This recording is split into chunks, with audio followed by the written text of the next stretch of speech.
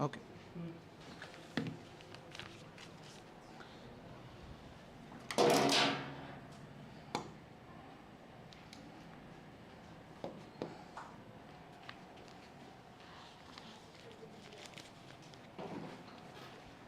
Okay, should we start? Yes. So what do you see in the newspaper? 15 lakh Bihar voters yet to submit forms. It's a news in transition. We had already discussed about this issue. So anything important on the first page?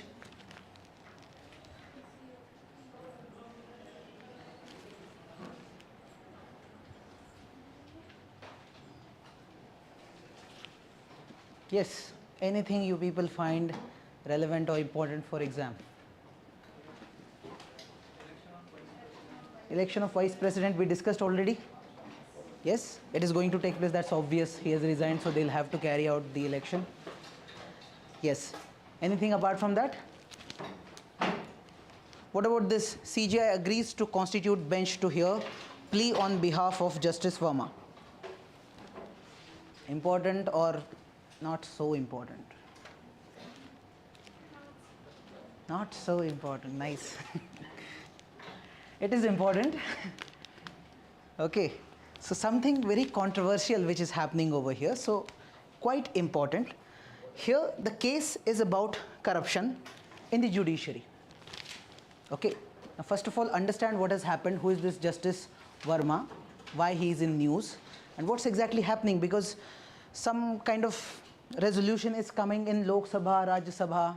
Something is happening in judiciary also because of this one person. So we need to know what's happening. Now this Justice Verma, Justice Yashwant Verma, that's his name. So he's a judge, he's a High Court judge from Allahabad High Court. Okay. One day what happened, wherever the place where he lives, his house, somewhere some kind of problem happened because of which fire erupted. Okay. So they called that fire people, fire extinguishers. So those people came and they did whatever they had to. But when they were trying to control fire, at that time they found out that there is lot of cash in the storeroom. Half of that was burnt and all. But they found out. And considering the salary of the judge, the amount seems to be extravagant or it's too much. Right? When the amount is too much, that's a clear case of corruption, that this person is getting money from different sources. This is for sure. Okay. Now this was in news. Those images of burnt cash and all, everything was in public. So there was immense pressure to take some action against this judge. Now that was expected, that some action should be taken against this judge. Now what happened? Court set up a committee. So 3-judge committee was set up. And here 3 judges are expected to check what has exactly happened, if this person is culprit or what he has done. Has he done something wrong? The cash that is found over here, does it belong to him or does it belong to someone else, or was it a plot or conspiracy? What is it? So this 3 judges committee was formed, and the committee report eventually says that yes, Justice Verma is wrong in this particular case. Now they asked Justice Verma to resign. Okay. But he said, I'm not going to resign. Now the point is, if some kind of problem happens in judiciary wherein a judge's behavior is not good, he has done some misconduct, his behavior is not as per the constitutional values, he's doing something wrong, in that case, who can remove such a judge? Especially in this case, a judge from High Court. So who can remove? That's one question that comes into our mind. Leave High Court judge. Let's talk about Supreme Court judge. Who will remove? Parliament will remove. Chief Justice of India will remove. President will remove. Who will remove? Impeachment process. Impeachment process. Although it's called removal process, not impeachment. Impeachment word we normally use for president. Okay, so it's rather removal of judges. So my question is who? Easy question, MCQ. President, Prime Minister, CJI, Parliament. Parliament. So as usual, we make errors. It's the President. Okay, but there is role of Parliament. Parliament will play important role, and role of President also becomes very important. You see, we have Article 124, Article 217. Article 124 establishes Supreme Court. In that there is a clause which says Supreme Court judge can only be removed by the President. So the answer is President.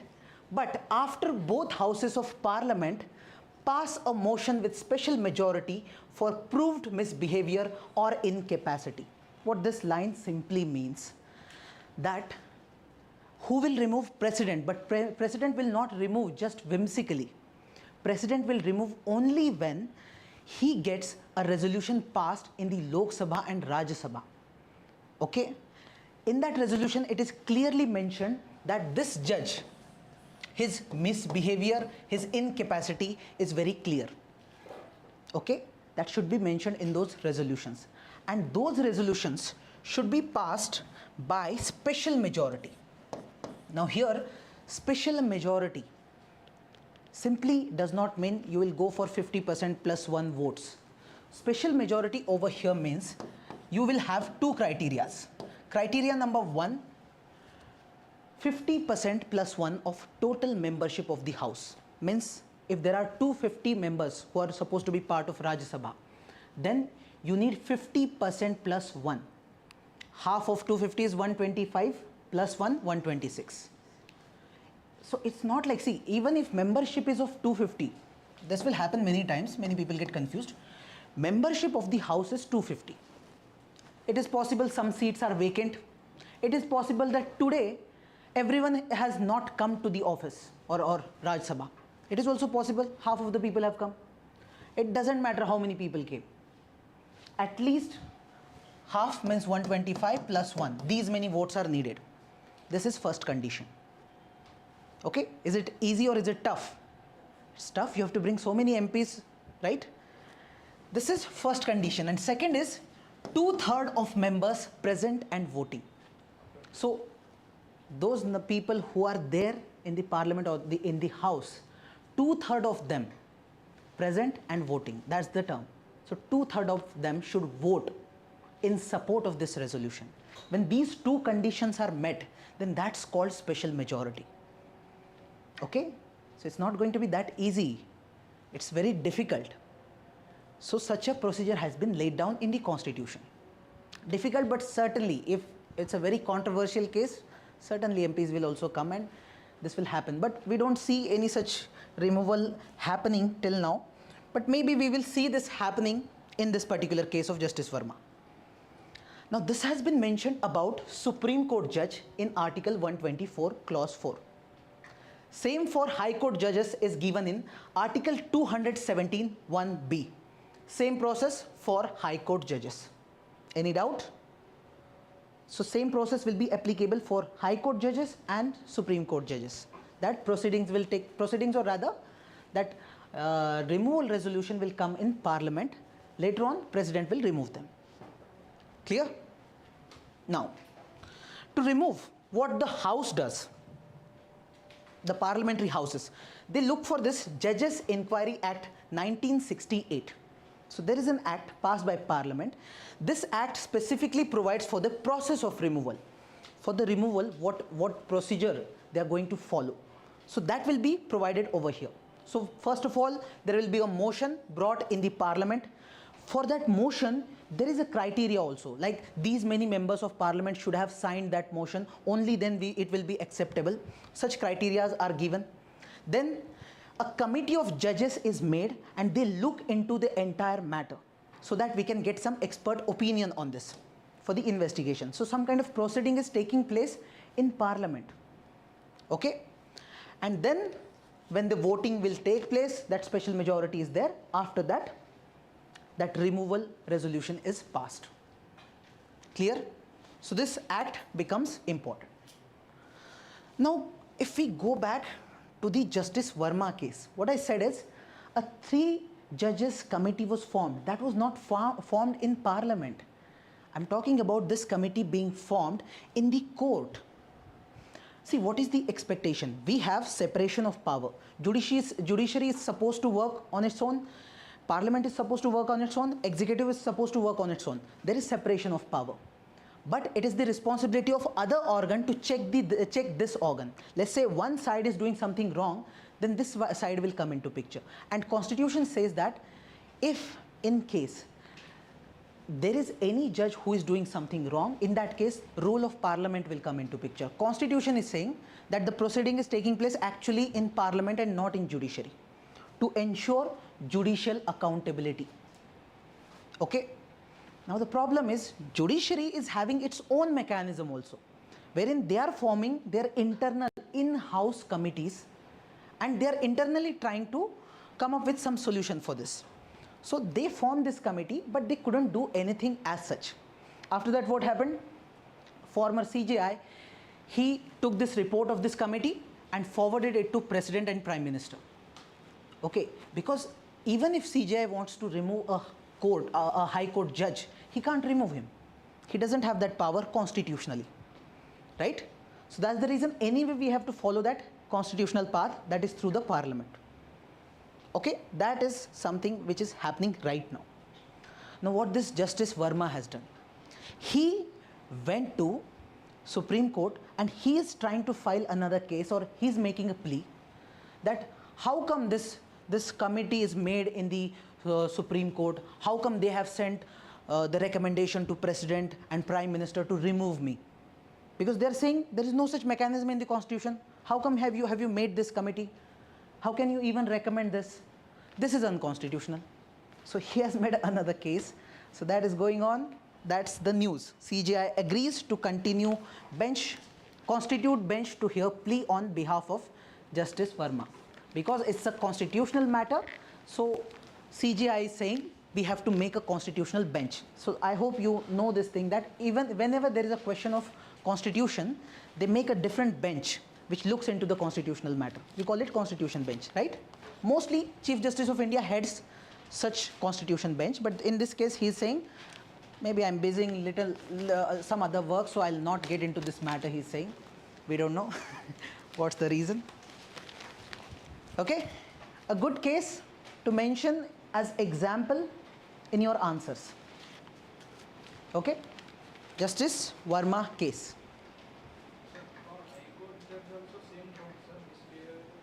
Yes, same. Even for, if I'm not wrong, even for the appointment also, similar process is there. Please check. Okay. Now, moving ahead. Next, editorial. The reality of changing dimensions of warfare.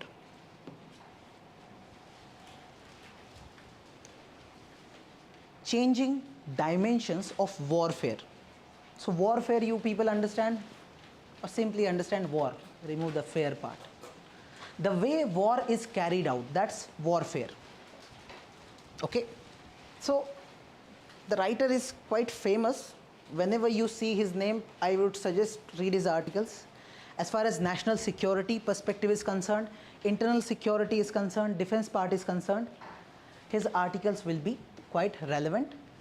Now, what he's talking about specifically, he says that it was expected that after World War II was a massive incident, lot of violence, no peace at all. So after World War II, it was expected that we will bring some peace in the world, right? And to bring peace in the world, we came together, formed United Nations, formed a rules-based international order. We said everyone will follow the rules and there won't be any more fights in the world, there will be peace in the world. Okay? Some people say, yes, there was peace. Till now, till this time, there was peace. That is one argument. If we look at Europe, yes, it seems there was peace. So since 1945 till 2020, there was almost some kind of peace in Europe. But if you look at entire world, he's saying this idea that post-World War II, there is peace in the world. This is an illusion. it's not reality. Okay, how it is not reality? He showcases some conflicts in the world, like Korean conflict, Vietnam conflict, Afghanistan conflict. Now, or even the Cold War that was taking place. So you see, World War completed by almost like 1945. It ended by that time, and we made United Nations and all at that time. But exactly from the same time period, we see a new fight started, a geopolitical fight between USA and USSR. But that is called as Cold War. What's the difference? What is the normal war and the Cold War? Cold War is a trade war. Trade. Which war? Trade war. Cold War is a. Cold War is a trade war. No. Right now the war you are saying, no, that's completely irrelevant. Trade war is trade war. Okay, just let's say instead of cold, what is the word? Hot or warm, whatever you call it. Normal war is a hot war. Then what is Cold War? So simply when two countries are fighting, yes? Sorry, I didn't get you. Cheppandi. Huh? No. Okay, let's say two countries are fighting. USA versus, let's say, Germany. Okay? Not Germany. So here military of USA is coming, Germany's military is coming, they are fighting the war. That's a direct fight. That's a hot or warm or whatever war you call it. Cold War will be their military or these two countries will not be at war with each other directly. Directly, it will seem like there is a peaceful condition between these two countries. Indirectly, these two countries will fight. So let's say, just for the sake of hypothetical example, let's say Russia and Ukraine are there. It's a Cold War or a hot kind of war? It's a hot kind of war. Okay. Russia is being supported by China and Ukraine is being completely supported by USA. Now, don't you think USA and China are also in war? So that's a conflict which we call as a Cold War kind of conflict. That's why this word Cold War is being used right now. Okay. But more or less this word is used after World War for the rivalry between USA and USSR. The world was almost divided between these two countries, and any conflict that was taking place, these countries had some role to play in that. So for example, Korea. So entire Korea was one, but in the northern side of Korea there is USSR. So they started spreading their communist part. Then USA came into picture that entire Korea will go to Soviet Union. So we will also get in from South Korean part. So this is how two countries were created. North Korea, different country, South Korea, different country. South Korea has capitalism, liberalism, just like we people have. North Korea has communism, which is continuing, right? So this crisis, then you see Vietnam crisis, same thing happened in Vietnam, exactly same thing. But interesting thing that happened over here in case of Vietnam is the Vietnamese people, they actually did not allow USA to win in this area. So USA actually got defeated in Vietnam War. So after that what happened, they also had this North Vietnam separate, South Vietnam separate, but these people, they united it, although under a communist regime. Okay. Then Afghanistan, same thing. Soviet Union thought we need to control this Afghanistan. So first they entered, they brought a communist government in Afghanistan. Then what USA did? USA got in touch with Pakistan. They created this new thing called as Taliban, using these Mujahideens. So Taliban was actually supported by USA. And what Taliban was supposed to do initially? To ensure that this communist government brought by the support of Soviet Union, that should be removed from power in Afghanistan. So they were successful, quite successful. Even it is said that Afghanistan was a big mistake of Soviet Union, because that was the time after which Soviet Union became very weak and even disintegrated. There's no Soviet Union right now. As far as USA is concerned, even USA failed. The Mujahideens or the Taliban, they created later on, they started dominating over US, and at last USA had to withdraw its forces from Afghanistan. The point of the matter is, this person is saying all these conflicts are there. So don't say there was peace as such. But one thing is different from what was happening at the time of World War and from what is happening right now. He says, right now we are into the arena of asymmetric warfare. There's something called symmetric warfare, asymmetric warfare. When we say symmetric, so we have two different militaries. Let's say one country attacking other country. So the state against state, right? So military, air force, those are all the organs of the state. So state is fighting with state. Even if we talk about world war, multiple states versus multiple states, right?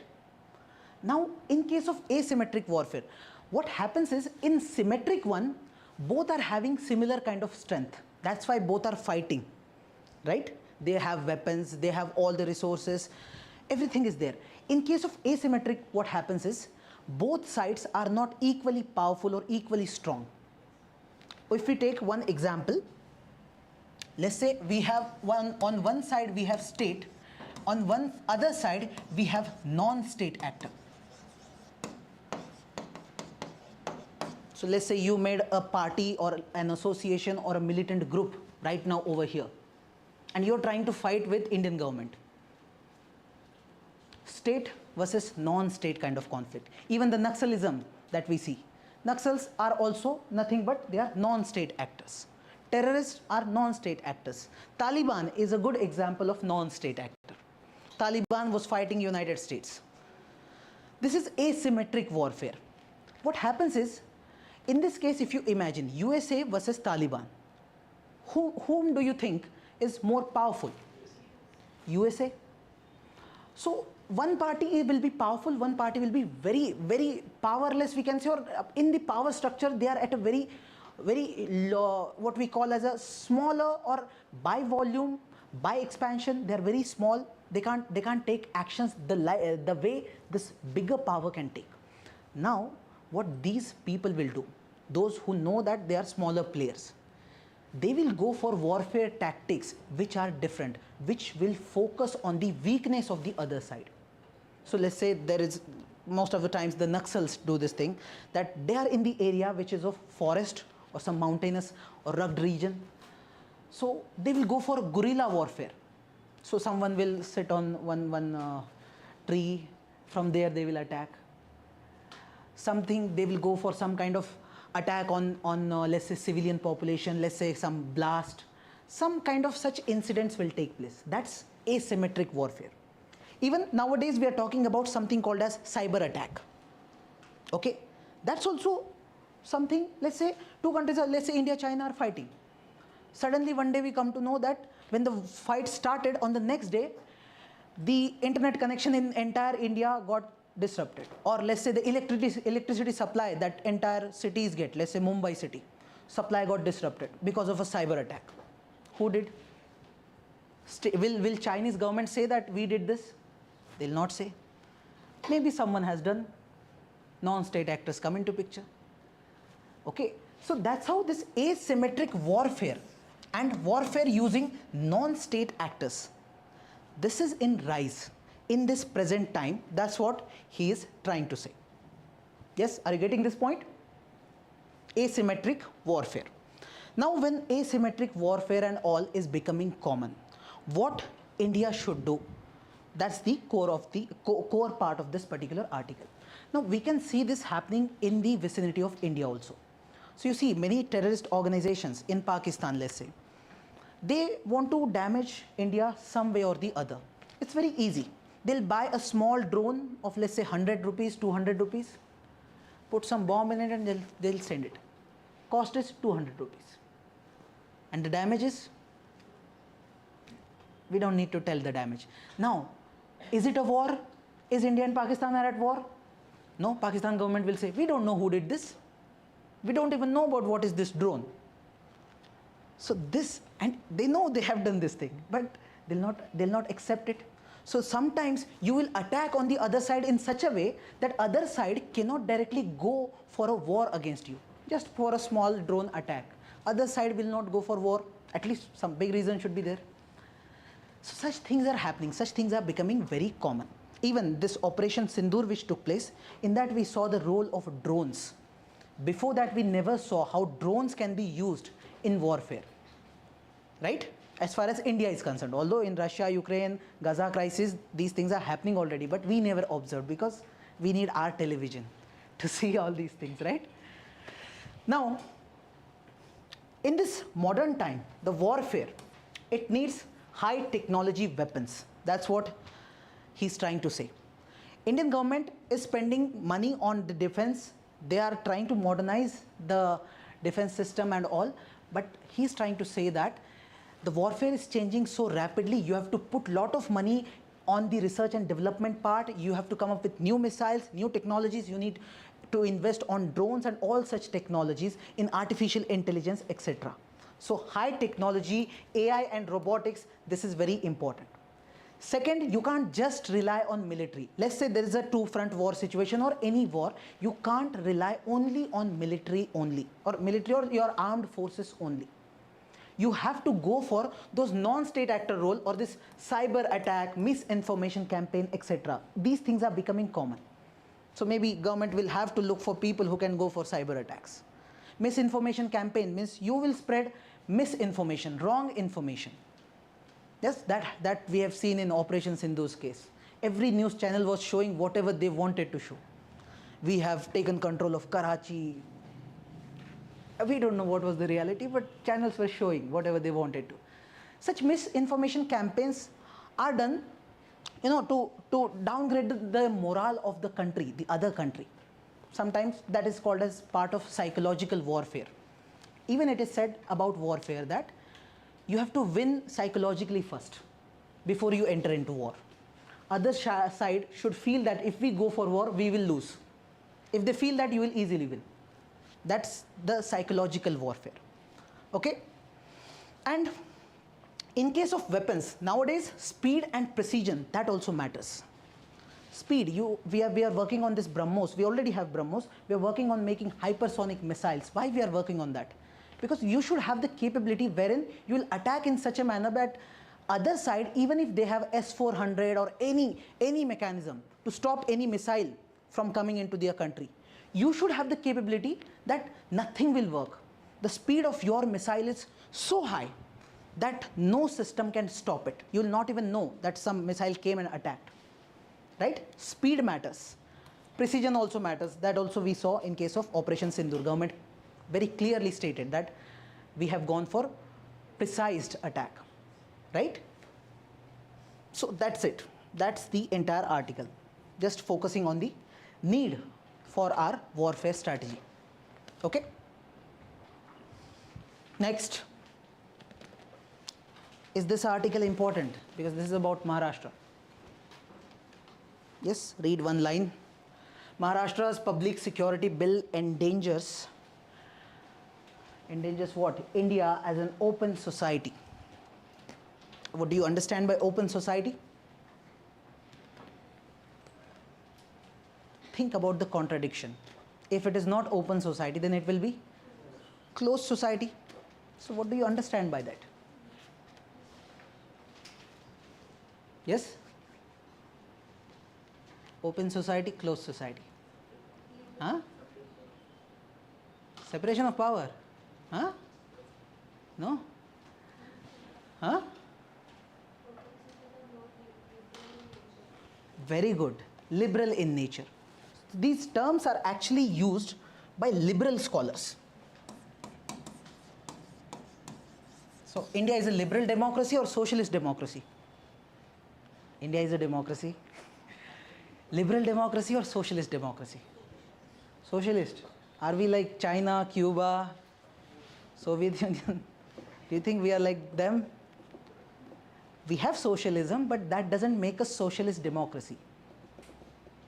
Okay, that's different. We are a liberal democracy. We are like UK, America, France, these countries. These countries are having the system that we call as liberal democracy. Okay, we have taken some things from socialism, but not socialist democracy. Okay, now liberals will call socialist democracy as a closed system. So they will call Soviet Union, China, these countries as closed systems.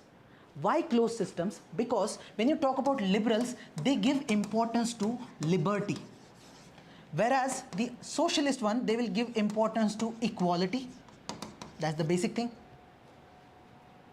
Now, you go to China, will they give importance to liberty? Can you say whatever you want to say? Freedom of speech and expression?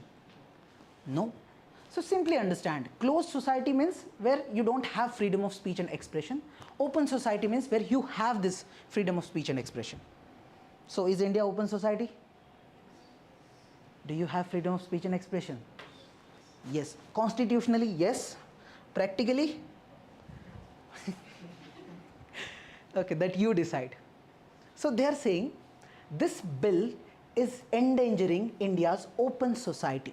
That means somewhere it is attacking freedom of speech and expression. Okay, why they are saying this? So this bill brought by Maharashtra's government, they are saying we are bringing this bill, public safety bill.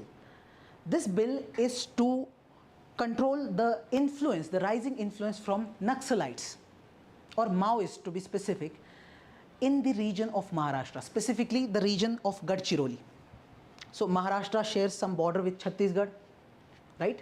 So there they have this district called Gadchiroli, where we see so many cases of Naxalism or Maoism. Now they are saying to control that. Now here they are not talking about the activities of killing someone and all. They are saying the people try to influence others, brainwash others, brainwash students, brainwash institutions. So we need to control that. So if someone is saying something and that seems to be wrong, government should have the authority to call that organization as an unlawful organization. Last time we had discussed this UAPA Act, if you remember. So if someone is going for terrorism and all, we said under UAPA we can name that organization as unlawful organization, right? Similar thing state government wants to do over here to deal with this Maoism issue. Okay, under UAPA is the central government which was getting power. Here state government wants some extra power. For that they are bringing this public safety bill. Okay, so they are saying we will deal with these Maoists. Okay, now in reality what is happening, or what the article or the writers are saying, is this is just something government is doing for the sake of misusing the power. They will bring this public safety bill. Under this bill, what will happen is they will get power to go for preventive detention. Before you carry out any crime, they will detain you first. If you said something, because they will have broader definitions for the things you are doing. So even if they find that you have said something wrong, they will arrest you. So that will give lot of power to the state government. And because of this, there will be violation of freedom of speech and expression. You can't say what you want to say sometimes. Okay, so that's how they are discussing this dimension, that it will endanger open society in India. Now, is this bill and all, is it important for us? Not so important. You should just have an idea that yes, Maharashtra is bringing such bill. It's still in the process. Let this bill be passed. Maybe after that we'll get more clarity on this. Right now just protests are taking place. Okay, or when you study this topic of Naxalism, it is part of your internal security GS paper 3, in that left-wing extremism. So this Naxalism or Maoism, they represent extreme left political ideology, right? And the government in power is right-wing. So this conflict is obvious, but there is this security part also, which is genuine. As far as security part is concerned, we will have to accept that yes, it's a problem, we have to deal with it. Part of internal security. Okay, just remember that something is happening.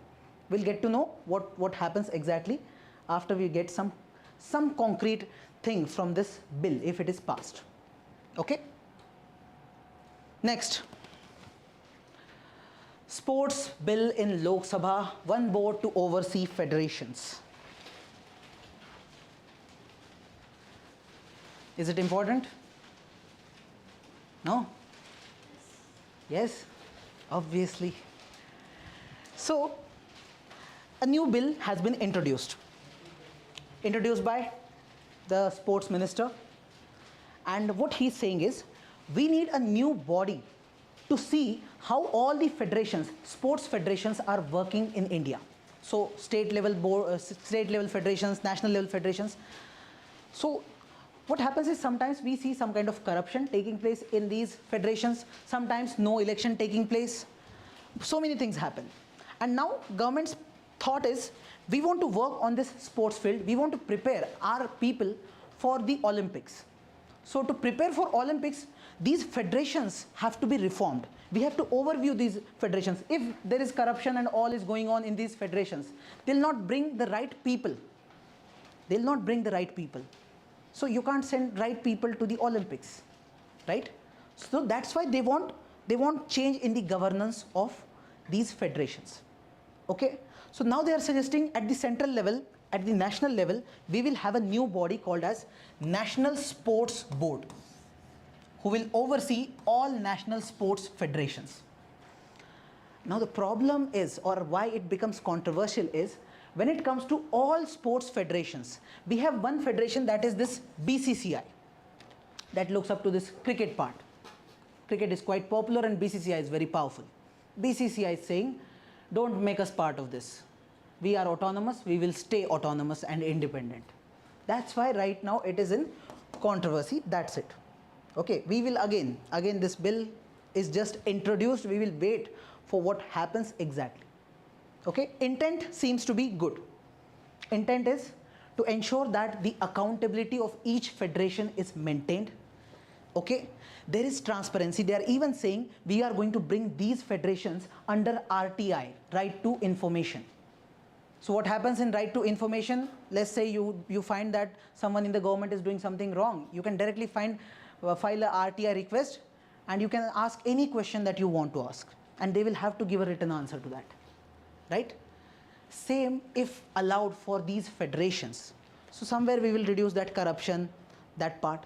So to bring transparency, to bring accountability, government is bringing this particular bill. Clear? That's it. We'll wait for them to pass this bill so that we'll get concrete stuff on this, whether they include BCCI or what they do. Okay? Thank you.